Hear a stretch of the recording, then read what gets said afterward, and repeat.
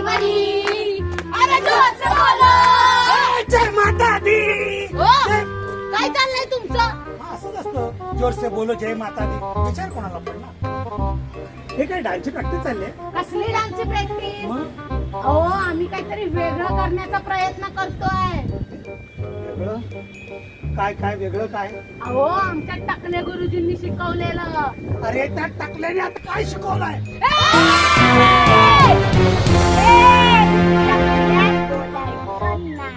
कळलं? मग काय बोलायचं काय? गुरुजी. गुरुजी बोलायचं त्याला? एक मिनिट मागे. अरे बापरे, बरंच काय शिकवलंय टाकल्या गुरुजींनी. काय काय शिकवलं काय त्याने? आम्ही ते करणार आहोत जे तुम्हाला पण कधी जमलं नाही. हे? हो, काय काय? गच्चीवरची शेती करणार आहोत आम्ही. अरे हे कुंड्या म्हणून इथे आणल्या? हो, अरे पण हे हे हे अवजार आहे ते का भोग वगैरे आज चॉकलेट खातोय की हातात बाटली बापाची घेऊन आले?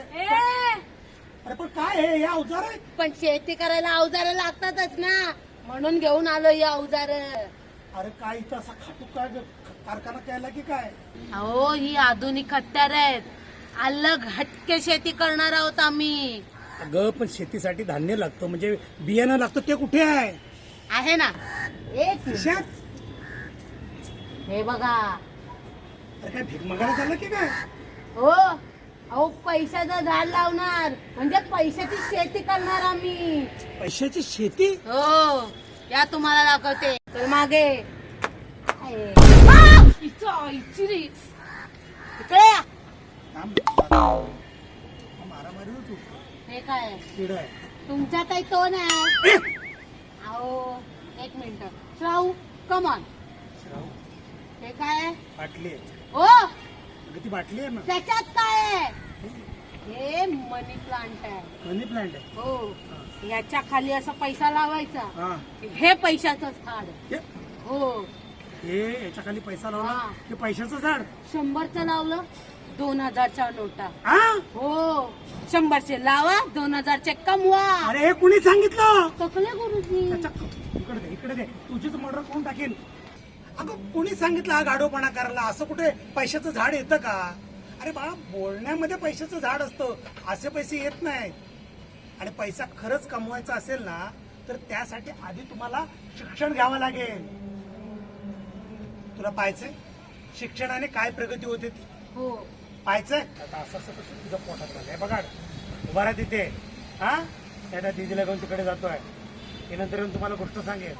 हा, जा रे पाणी पितोपर्यंत. चल. चॉकलेट खाण तोंड तू. चाल माझ्याबरोबर. चला बाय. मंडळी, मुंबई घडत असताना अनेक समाजसुधारक अग्रेसर होते, पण त्यातही अग्रणी होते ते मुंबईचे आद्य शिल्पकार जगन्नाथ तथा नाना शंकरशेठ मुरकुटे. मुंबईच्या उन्नतीमध्ये नानांचा सिंहाचा वाटा आहे. म्हणूनच ग्रँड रोड पश्चिमेला जो चौक आहे त्याला नानांचं नाव देण्यात आलेलं आहे. हा नाना चौक. नानांच्याच नावाने असलेला हा जगन्नाथ शंकरशेठ रोड.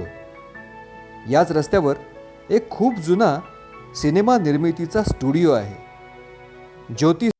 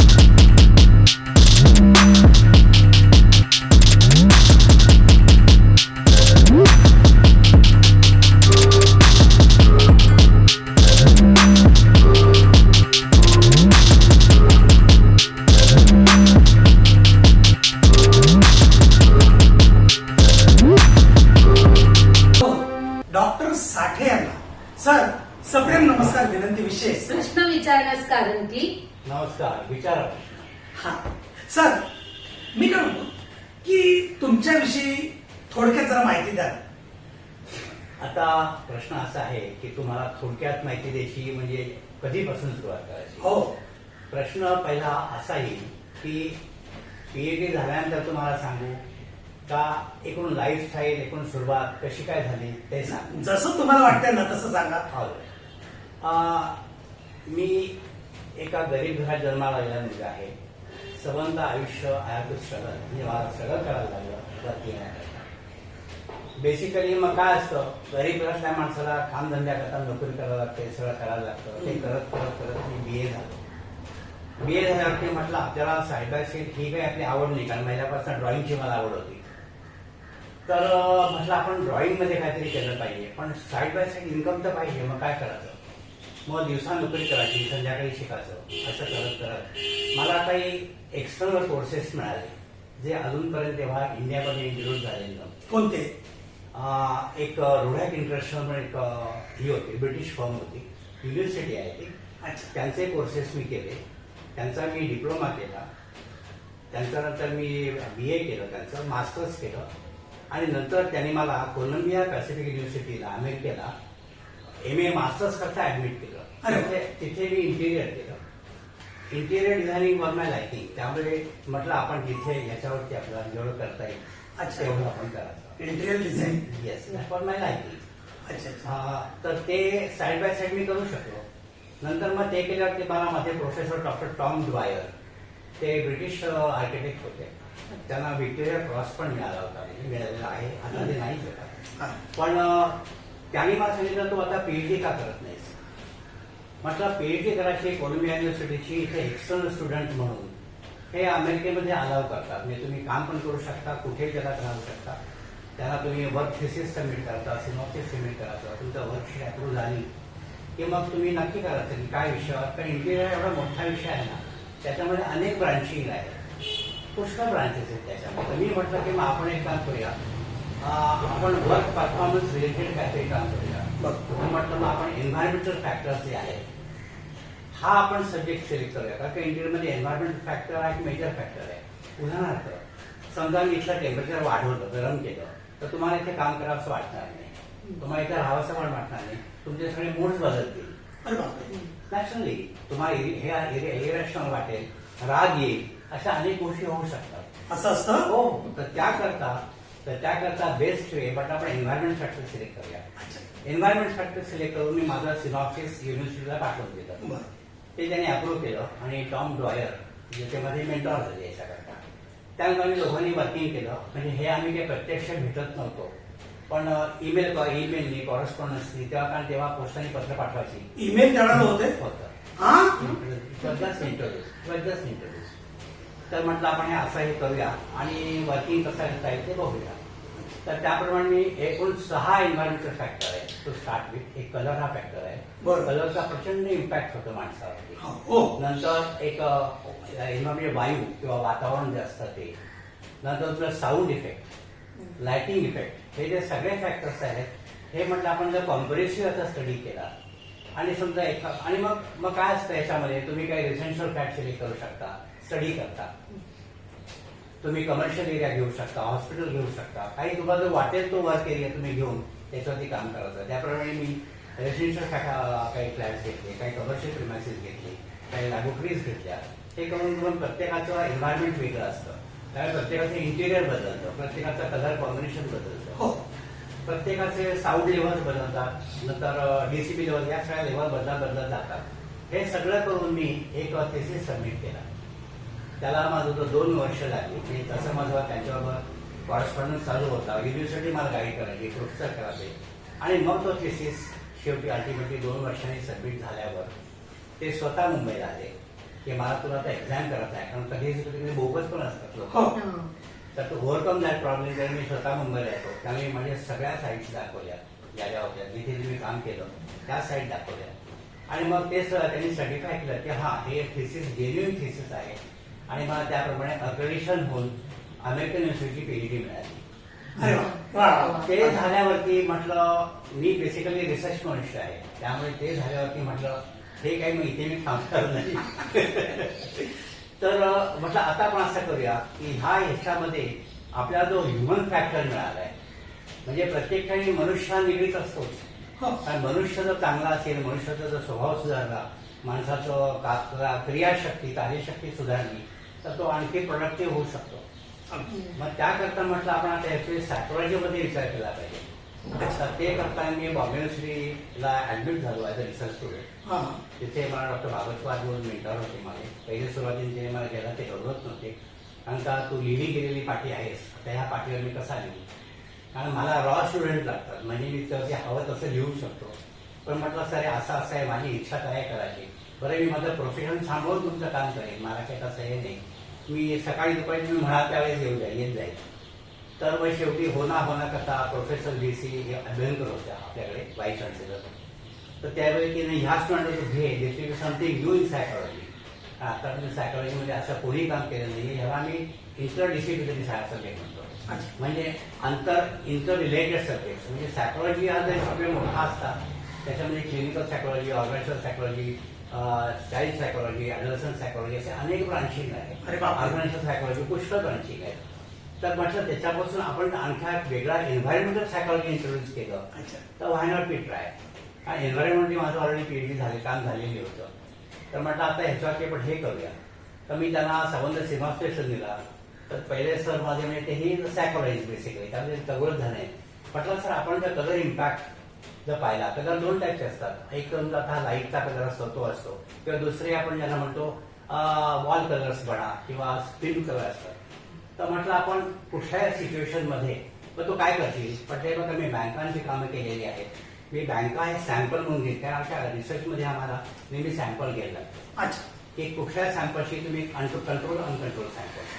तर ते कुठलं सॅम्पल म्हटलं मी वर्क एन्व्हायरमेंट घेऊ शकतो, कारण का लोकांची इफिशियन्सी वाढली, काम करायची ताकद वाढली, तेवढा प्रॉफिट जास्त वाढेल, तेवढा त्यांना जास्त पैसे मिळतील आणि प्रत्येकाला त्याचा फायदा होईल. तर त्याने ठीक आहे कर. मग मी त्याला सिनॉप्सिस दिलं, त्याने अप्रूव्ह केलं. अप्रूव्ह केलं मी काम सुरू केलं. नाही तू आता असं कर, तुझं हे सगळं बाजूला ठेव, 2 वर्ष तू माझी सगळी पुस्तकं वाचून काढ. मग मी काय करायचो, जेव्हा दुपार झाली की युनिव्हर्सिटीच्या लायब्ररीत जायचो, सांताक्रुझ झाला तिथे बसायचो. त्या लायब्ररीमध्ये गेल्यावरती एवढं वास्ट आहे, सुरुवातीला मला समजलंच नाही आता काय वाचायचं आहे. कारण डोळे बघतात, तुमचा ब्रेन काम करतो, तर ब्रेनचा म्हणजे हे जे सगळे न्यूरोलॉजिकल हे जे सगळे ऍस्पेक्ट, हा माझा थिसिस करताना मला सगळं वाचायला. आणि जेव्हा मी संबंध इंडेक्सिंग पूर्ण झालं आणि थिसिस केला, तेव्हा मला असं दिसतं की अरे आतापर्यंत 2000 पुस्तकं वाचली आहेत. I was shock and surprise. जेव्हा मी इंडेक्सिंग करायला गेलो, कारण का तुम्हाला जे रेफरन्स द्यायला लागतात, एखादं तुम्ही कोट केलं की जे रेफरन्स द्यायला लागतो त्याच्यामध्ये की या पुस्तकातला हा रेफरन्स आहे, त्यातला हा रेफरन्स आहे, असं करून ते झालं. ते शेवटी म्हटलं सर आता तू कसं प्रेझेंट करशील. म्हटलं सर बेसिकली हा इंजिनिअरिंग बॅकग्राऊंड, त्यावेळी मी काय करेन, मी एक मशीन डिझाईन करतो. म्हणजे आपण वर्क एन्व्हायरमेंट जे आहे बाहेर, ते घरात तुमची जाणं शक्य नाही प्रत्येकाला. आपण एक मशीन डिझाईन करूया. मशीन कसं डिझाईन करायचं की तुमची दृष्टी ही मी 60 अँगलला बघते. तुम्ही जेव्हा सरळ बघता तेव्हा तुम्ही एका विशिष्ट अँगलमध्ये बघता, तर त्या तिथे फ्रेमवर्क आपण तयार करूया. त्याप्रमाणे मी एकूण फ्रेमवर्क तयार केला. उदाहरणार्थ टेबल टॉप आहे, टेबल टॉप ही माझी एक फ्रेमवर्क झाली. समोरची भिंत आहे, ती भिंत मी 2 फुटावरती समोर उभी केली. अशा मी संबंध एन्क्लोज इन्व्हायरमेंट करून एक मशीन तयार केलं. त्या मशीनला आम्ही सायकोसोमॅटिक मीटर किंवा रीडर असं नाव दिलं सबसिक्वेंटली, आणि त्यांनी युनिव्हर्सिटीला डोनेट केलं. त्याच्यामध्ये काय व्हायचं तर वेगवेगळ्या प्रकारचे लाईट कॉम्बिनेशन्स यायचे त्या ठिकाणी. म्हणजे बेसिकली प्रायमरी लाईट्स आहेत त्या सगळ्या लाईटची. तिथे आल्यानंतर मी आमच्यासमोर एक हे केलं, टी टेस्ट म्हणजे ह्या तयार केला, क्वेश्चन तयार केला. आम्ही ते वर्किंग एरिया एम्प्लॉईज असतील, बँकेचे क्लार्क असतील, ऑफिसर असतील, इव्हन मी DGM याच्यामध्ये इन्व्हाइट केलेलं होतं, इंटरव्ह्यू केलं ते त्यांचे. आणि म्हटलं हे जे सगळं आहे तुम्ही बघा, तुम्ही याचं स्केलिंग करा आणि मग तुम्ही रिझल्ट द्या. त्यांना मशीनवर बसवतो तिथे आम्ही, असं टेबल खुर्ची असं समोर मशीन असते ते. आणि मग तुम्ही सांगा हे तुम्हाला कसं वाटतं, हे ब्ल्यू कॉम्बिनेशन कसं वाटतं, रेड कसं वाटतं, ग्रीन असतं, मल्टिपल कॉम्बिनेशन्स. तर प्रत्येक जण तिथे हे करायचं. तर त्याला ते झाल्यावरती एक डॉक्टर मॅक्स लोशर म्हणून जर्मन सायंटिस्ट आहेत होते, त्यांची पुस्तक आहे सायकोलॉजी व सायकियाट्रिस्ट. म्हटलं मी त्यांची जी कार्ड्स आहेत ती कार्ड्स वापरली. म्हणजे त्यांनी ते सायकोलॉजिकल डिसऑर्डर करता वापरली होती, पण म्हटलं मी ही वर्क परफॉर्मन्स करता वापरली आणि ते काळ मी त्याच्याशी मी कोरिलेशन करायचो आणि मग त्यामुळे रिझल्ट काढले. रिझल्टवरती मग याच्या स्टॅटिस्टिकल ट्रीटमेंट असतात, ॲनोवा मॅनोवा अशा अनेक टाईपच्या टेस्ट करायला की त्या स्टॅटिस्टिकल टेस्ट करायच्या आणि ते झाल्यानंतर आम्ही संबंध टोटल हे तयार करून थिसिस तो पुरा केला. थिसिस पुरा केल्याबद्दल दॅट वॉज युनिक थिसिस, कारण का इव्हन माझे सगळे एव्हरीबडी ॲडमिटेड की असं आमच्याकडे आत्तापर्यंत काही इंटरडिसिप्लिनरी काम झालेलं नाहीये. आणि मग त्या बेसवरती त्यांनी म्हणजे वायवा असते, वायवा झाली आणि मग त्यांनी म्हटलं की तू असं म्हणतोस की हा कलर सिम्युलेट करतो, हे करतो. म्हटलं बरं तुला किर्लोस्करांना कसा करेल? म्हटलं काय माहिती का, माझा हा थिसिस आहे हा सर्वसामान्य माणसांकरता आहे. तुम्ही उद्या म्हटलं ते प्राईम मिनिस्टर कसं मोटिवेट होतील, तर माझा थिसिस त्यांच्याकरता नाही, कारण प्रत्येक थिसिसला लिमिटेशन्स असतात की ह्या गिव्हन सेट ऑफ सिच्युएशन मध्ये अशा अशा अशा अशा टाईपच्या माणसांकरता जे कॉमन मॅन ज्याला आपण म्हणतो त्यांच्याकरता हे जर आपण असं करू शकलो तर हा एक स्टिम्युलंट फॅक्टर होईल आणि त्यांचा कामाची पद्धत वाढेल आणि दे विल एन्जॉय. झालं ते थिसिस झालं तरी पण माझ्या मला चैन पडेल ना. म्हटलं आता हे बरोबर नाही, आपण इथे थांबायचं नाही. पण मी माझे काका होते पोदार हॉस्पिटलला, पोदार मेडिकलला, डॉक्टर साठे, त्यांना भेटलो. म्हटलं काका मी असा सायकोलॉजीमध्ये हा केलेला आहे, PhD आहे माझ्याकडे, पण मला सायकोसोमेटिक वरती जास्त काम करायचं आहे, सायकोसोमेटिक पेशंट्स तर मग तू असं कर, पोदाला येऊन बसत जा ओपीडीला बस, तुझी ऑब्झर्वेशन असतील करायला तू हे कर आणि चालेल म्हटलं. तिथे फॉर्च्युनेटली सगळे डॉक्टर ऑल कोऑपरेटिव्ह, त्यामुळे मला कसा काही प्रॉब्लेम झाला. तिथे आमच्याकडे 13 नंबरची ओपीडी आहे, त्या 13 नंबरची ओपीडी नेहमी गजबजलेली असते पोदाला. तर हां, तर तिथे सोमवार गुरुवार 2 दिवस मी जायचो. डॉक्टर होते, डॉक्टर ताते वगैरे होत्या, त्यांच्याबरोबर बसायचो. त्यांचे क्लिनिकल टेस्टिंग सुरू व्हायचं आणि मी माझे क्वेश्चन त्यांना दाखवायचो किंवा ते हे करायचो आणि मग असे मी यांची काही सायकोलॉजिकल रिलीज मी समोर घ्यायचो त्याच्यापाठी. आणि नंतर मग ते झाल्यावरती मग आम्ही असं ठरवलं, एक प्रोफेसर डॉक्टर शर्मा म्हणून होते सेंट्रल रिसर्च इन्स्टिट्यूटचे, नंतर मी आणि डॉक्टर साठेकर असं तिघांनी म्हणून आपण एक जॉईंट पेपर करूया. क्लिनिकल अँगलने किंवा आयुर्वेदिक अँगलने डॉक्टर साठे बघतील, डॉक्टर शर्मा जे सेंट्रल रिसर्चचे होते ते मेडिसिनवर किंवा आता ह्या बघतील आणि म्हटलं सायको अँगलने मी बघून हे करूया. तर आम्हाला असं दिसलं की एखाद्या पेशंटला एका विशिष्ट एन्व्हायरमेंटमध्ये ठेवलं, त्याला नॉर्मल ट्रीटमेंट दिली, त्याच्या डोसेस कमी होतात. अच्छा, तर म्हटलं आपण हे असं आपण हे करू शकलो तर दिसली किंवा शेप होईल. झालं. त्यानंतर मग मी तिथे मला आणखी माझ्या आयुष्यामध्ये अशा गोष्टी घडत गेलेल्या आहेत. कशामध्ये एज्युकेशन फी, त्यामुळे असे लोक मी एज्युकेशन पुष्कळ त्यामुळे ट्रॅव्हल करू शकलो. तर तिथे हे जे आता म्हणालात ना की लोकांमध्ये फरक पडतो, रुग्णांमध्ये फरक पडतो, एक असं चर्चेमध्ये होतं ना की तुम्ही म्हणालात की रोगापेक्षा मानसिकता त्याची. एक्झॅक्टली. त्यानंतर आम्ही त्याच कन्फ्युजनला आलो की 90% जे रोग असतात हे मानसिक असतात, मानसिक असतात. 10% फक्त शारीरिक असतात. ते पण कुठले, तुमचा हाड तुटलाय त्यामुळे तुम्हाला ताप येतो किंवा हाड तुटलाय त्यामुळे तुमची मानसिक स्थिती बिघडते, पायाला फ्रॅक्चर झालाय त्यामुळे मानसिक स्थिती बिघडते. हे जे सगळं असतं ना हे सोमॅटोसायटी म्हणजे सोमॅटो म्हणजे बॉडीकडनं माइंडकडे गेलेलं आणि दुसरं आहे ते सायकोसोमॅटिक म्हणजे माइंडकडनं बॉडीकडे आले. तर 90% जे रोग असतात ते सायकोसोमॅटिक असतात. म्हणजे तुम्हाला तरी असं मानसिक टेन्शन तरी तुम्हाला ताप येतो असं होतं किंवा तुम्हाला पोट दुखायला लागतं किंवा तुम्हाला डायरिया होतो. म्हणजे हे जे सगळे फॅक्टर आहेत त्याचं मूळ कारण काय आहे तर तुमचं मन, तुमची मानसिक स्थिती.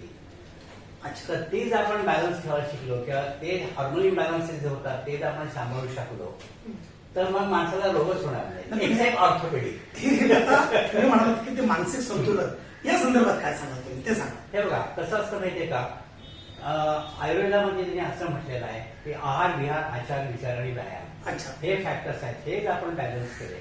कारण ते आहार विहाराचं जरा स्लो सांगा म्हणजे यांना ऐकायलाही जरा बरं वाटेल. आहार, विहार, आचार आणि विचार. आहार, विहार, आचार आणि विचार आणि व्यायाम. अच्छा, व्यायाम. हे जे 5 फॅक्टर आहेत हे आपण जर बॅलन्स केले तर आहार. आता काय टाईपचा आपण आहार खायचा किंवा कसं खायचं हे त्यांनी जे ठरवलं त्याला मी परत त्रिदोष केले. काय मी असं म्हणतो काही सात्विक असतात, काही तामसी असतात, काही रजोगुणी असतात. म्हणजे हे 3 काहींची गोष्टी कशी असते की अत्यंत ते तामसी म्हणजे कसं आय डोंट से राक्षसी वृत्ती, पण ते चिकार द्वेष करणारे, चिडखोर किंवा दुसऱ्याविषयी जेलसी, वाईट वाटणारे अशा टाईपची पण लोक असतात. त्यांचा तुम्ही जर आहार पाहिला तर तो आहार वेगळा असं आहे? त्यांना प्रचंड तिखट हवं. होय. म्हणजे हे ऑब्झर्वेशन आहे, हा थंबरून नाही, म्हणजे आय डोंट से दिस, हे असंच आहे, पण हा थंबरून आवडतो. अच्छा अच्छा. त्यात तुम्हाला काही एक्सेप्शन पण असतील, म्हणजे काही लोक चांगले असतील. I don't do comment on तिखट प्रचंड तिखट. मी हे मी गंमत सांगतो तुम्हाला की जेव्हा मेडिकल कॅम्प सुरू केले पुढे अच्छा. येईल मी तिकडे, तर त्यामुळे काय असतं माहिती, तुमचं बिहेव्हिअर पॅटर्न, त्याला मी सायकोलॉजीमध्ये बिहेव्हिअर पॅटर्न म्हणतो, या माणसाचा पॅटर्न कसा आहे, बिहेव्हिअर पॅटर्न. मग तुमच्या एवढ्या बिझी शेड्यूल मध्ये फॅमिली सपोर्ट काय होता तुम्हाला? 100% होता. 100%. लहानपणा नाही नाही, याच्यात थोडं आड आहे तुम्ही. कारण मी असं ऐकलंय की तुम्ही सैन्यांकडे सुद्धा जायचा. काय झालं, जेव्हा मी तेच पोदारमध्ये बसताना मला एक डॉक्टर भेटले. He was a acupuncturist, he was a Korean doctor. अच्छा. त्याच्याशी बोलता बोलता माझा असे विषय निघाले, तर मी आले की एवढं सोशल काम करतोस, हे करतोस, ते करतो, तर तू ऑक्युपंक्चर का शिकत नाहीस? पण म्हटलं ऑक्युपंक्चर काय असतं मला तरी कुठे माहिती होतं त्यावेळेस. तर मग त्याने मला शिकवायला सुरुवात केली. मग त्यावेळेस तो आता एक कोर्स करतो. मी जोधपूरला गेलो. जोधपूरला, जयपूरला आपल्याकडे इन्स्टिट्यूट किंवा नुकत्याच सुरू झालं ऑक्युपंक्चर. अच्छा. तिथे मी राहिलो. त्यांच्याकडे समजा ऑक्युपंक्चर काय असतं ते समजा शिकवून घेतलं. ते आल्यानंतर काय असतं, इथे लिओ मेडिकलमध्ये प्रॉब्लेम नको केला, उद्या तुम्ही प्रॅक्टिस करायला लागला आणि तुमच्याकडनं काही चुका झाल्या, निर्णय आणलं मी, याच्या चुका आता तरी होत नाही. तर तुमच्याकडे तुम्ही लिगल केसेस करायला नको की हा बोगस डॉक्टर. बरोबर. त्याकरता you need to have a certification. झालं एनिवे. त्यानंतर ते करता करता माझे एक मित्र आहे, ती वॉज ब्रिगेडियन आर्मी, तसं आमच्या बाजूला एक नारायण ट्रस्टी राहते आमच्या बाजूला इथे. हां बरं. आमच्याकडे शेजारी म्हणजे आमच्या लेनमध्ये वगैरे. बर. तर ते मला म्हणाले तू एक काम करणार, तो जिथे रस्त्यापासून लोकांना ट्रीटमेंट देण्यापेक्षा, कारण का मी ट्रीटमेंटचं मी असं एक देवाला कमिटमेंट दिली की मी ह्याच्यापासून जो पैसा आहे तो पैसा मी घेणार. देवाला कमिटमेंट दिली. मग घरच्यांना आमच्याकडे दुसरं साधन आहे तर खायचं. तुम्हाला तुम्ही जर ग्रेडी नसाल, तुम्हाला लालच जास्त नसेल पैसे कमवायची, तर तुमच्याकडे पोळ भरण्यापासून दुसरं जर काही साधन असेल, प्रोफेशन असेल, कारण प्रोफेशन चालू होतं ना, तर मग काय हरकत आहे, म्हटलं आपली सेवा करूया. तर तेव्हा तू असं करणार, तू आमचा जो एरिया आहे म्हणजे तो म्हणाल की बॉर्डर्स आहेत, चायना बॉर्डर आहे किंवा पाकिस्तान या ज्या बॉर्डर्स आहेत, तिथे प्रचंड गरिबी आहे, प्रचंड गरिबी आहे. आदिवासी लोक राहतात, ट्रायबल एरियाज आहेत त्या सगळ्या. तर त्यांना इव्हन हॉस्पिटलला यायचं म्हणजे 10-20 मिनिट चालत खाली जातात. अरे बापरे. किंवा 10,000 फुटावरून 5,000 खाल्लं पण 10चं यायचं. So that becomes very problematic.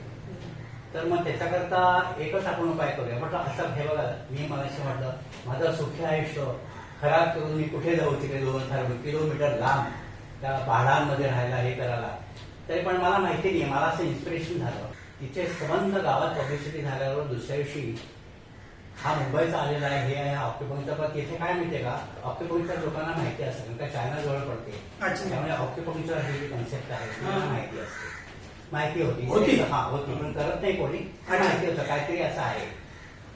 तर मग दुसऱ्या दिवशी म्हटलं सुरू करूया आपण आता. मग मी जाताना फॉर्च्युनेटली निधून वगैरे सगळं निधून मॅग्नेटचं जे साहित्य होतं ते घेऊन गेलो होतो. तर त्यानंतर दुसऱ्या दिवशी सकाळी सुरुवात झाली. दुसऱ्या दिवशी विशेष माणसं नव्हती काहीतरी. तिथे काय असतं, बायका आणि पुरुष की ते स्त्री डॉमिनेटेड संस्कृती आहे, त्यामुळे बायका डॉमिनेट करतात सगळीकडे त्या एरियामध्ये. हो, लेडी डॉमिनेटेड. तर झालं दुसऱ्या दिवशी मग ट्रीटमेंट सुरू झाली. 1 दिवस 2 दिवस. तिसऱ्या दिवसापासून लोकांची काय आराम पडायला लागला. नॉर्मली इथे हॉस्पिटलला गेलं की त्यांना महिना काही हे मिळत नसेल, तर ते म्हणाले आपण इथे हे करूया.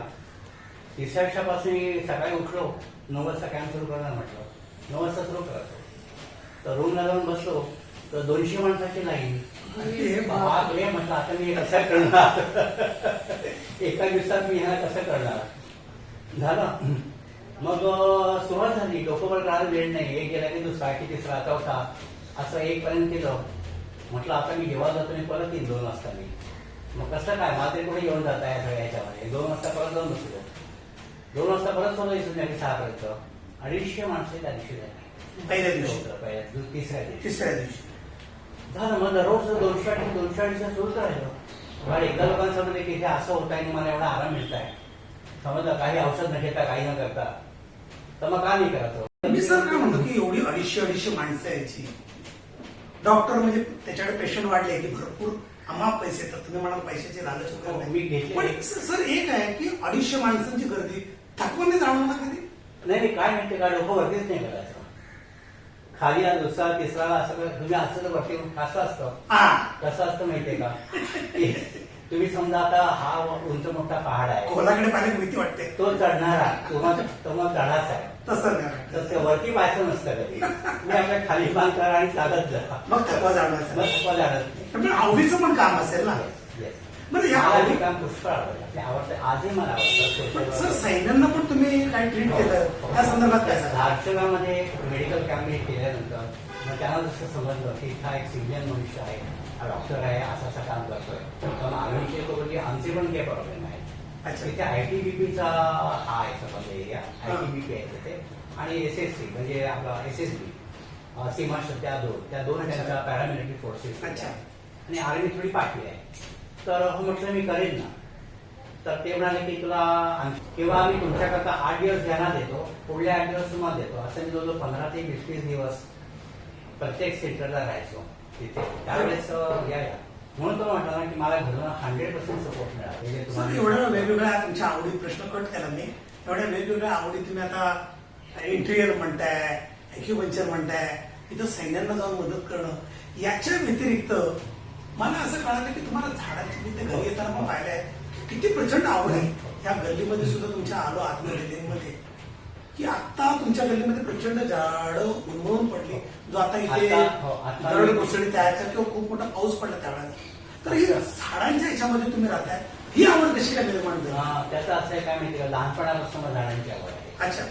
पण ती जोपासता जीवन म्हटलं ती जोपासता नाही आली काही कारणामुळे, काही कारण असतील त्याच्याकरता. पण जेव्हा तुम्हाला थोडंसं फ्रीनेस मिळतो की मनुष्य आपल्या आवडीकडे जातो, ते झालं. आपल्याला जे आवडतं त्याकडे मनुष्य जातो. त्यामुळे मला निसर्गाची फार आवड आहे.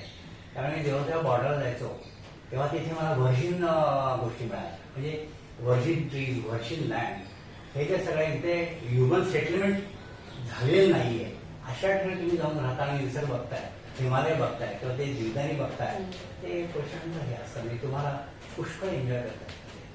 जेव्हा तुम्हाला आठवलं तुम्ही आयुष्य खूप या पद्धतीनं एन्जॉय करताय, हे सगळं करत असताना सुद्धा तुम्हाला अजूनही तुमच्या मनामध्ये असं वाटतं की मी अजूनही समाजसेवा केली, नक्की. एवढी केली तरी अजूनही वाटतंय? नक्कीच नक्कीच. कारण काय माहितीये का, माणसाने समाजसेवा ही पहिली करावी. का असं नाही वाटलं का की आपल्याला 2 पैसे मिळावे या व्यतिरिक्त? नाही, हे बघा काय असतं माहितीये का, एखाद्या माणसाच्या, कुठल्याही माणसाच्या कमाईला एक लिमिट असावी असं मला वाटतं. माणसाने ग्रेडी नसावं. तुम्हाला तुमच्या पोटभर मिळालं की तुम्हाला बेसिक मिळालं की मग तुम्ही दुसऱ्याकडे बघायला लागला. आणि असे नाही की तुम्ही उपाशी राहा आणि दुसऱ्याला नो, तुम्ही स्वतःचं पोट बेसिक भरा, नंतर दुसऱ्याला द्या, त्याचं पोट भरा, त्याला मदत करा, त्याला सांगा तो तिसऱ्याला मदत करा. अशा प्रकारे संबंध चेंज करता आले त्याला, तर ती चेंज करण्याचा प्रयत्न मी तरी करतो राहतो. त्यामुळे काय झालं, आमच्या लेनमध्ये काय अनेक इश्यूज होते. म्हणजे डोसाचा एक प्रॉब्लेम होता, आमच्याकडे गाड्या पार्क व्हायच्या, अनेक गाड्या, अनेक लोक दारू पिऊन बसायचे, अनेक गोष्टी होत्या आमच्या लेनमध्ये. सगळ्या म्हटलं, लोकांना म्हटलं हे बघा तुम्ही जर मला साथ दिली तर आपण हे सगळं साथ करू. फक्त मी जेव्हा तुम्हाला बोलवीन तेव्हा तुम्ही माझ्याकडे माझ्याबरोबर यायचं, कारण का पुष्कळदा लोकांना दाखवायला पुष्कळ माणसं लागतात. तर यायची कधी लोक, पण पुष्कळदा तुम्ही जर पाठवून पाहिलं ना, तुमच्या पाठी कोणी पण नसतं. अगदी माझ्या मनात हेच आलं की माणसं यायची का, नाही म्हणत तुम्ही. कधी कधी पुष्कळदा लोक भीती नाही वाटली नाही की कोणी मारेल काय करेल? मला तर येऊन त्या डोसा म्हणजे फोन यायचे पुष्कळ गाडी ह्याच्याकडनं, डोसावाल्याकडनं रात्री. पण तेव्हा माझी मुलगी लहान होती. म्हटलं त्या केसमध्ये तुम्ही रात्री फक्त घरी या, संध्याकाळ 6 नंतर घरी राहायचं, कुठेही बाहेर जायचं नाही. सर फार जरुरी आहे. खूप बरं वाटलं ना नाही की मी अतिशय योग्य माणसाला आज भेटायला आलो, त्यांच्याशी गप्पा मारायला, खूप काही घेऊन जात आहे. मित्रांनो, हे आहेत डॉक्टर साठे, काशीबाई नवरंगी इथं गावदेवी या विभागामध्ये राहणार.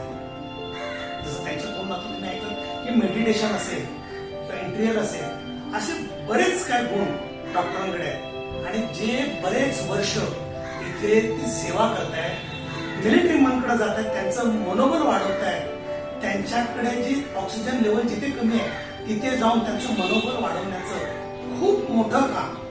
आणि सगळ्यात महत्वाची गोष्ट म्हणजे निशुल्क, पैशाचा कोणत्याही प्रकारची लालच न ठेवता डॉक्टर साठे आजपर्यंत काम करतायत. डॉक्टर, तुमच्या या कार्याला आमचा सप्रेम नमस्कार. अत्यंत आभारी आहे.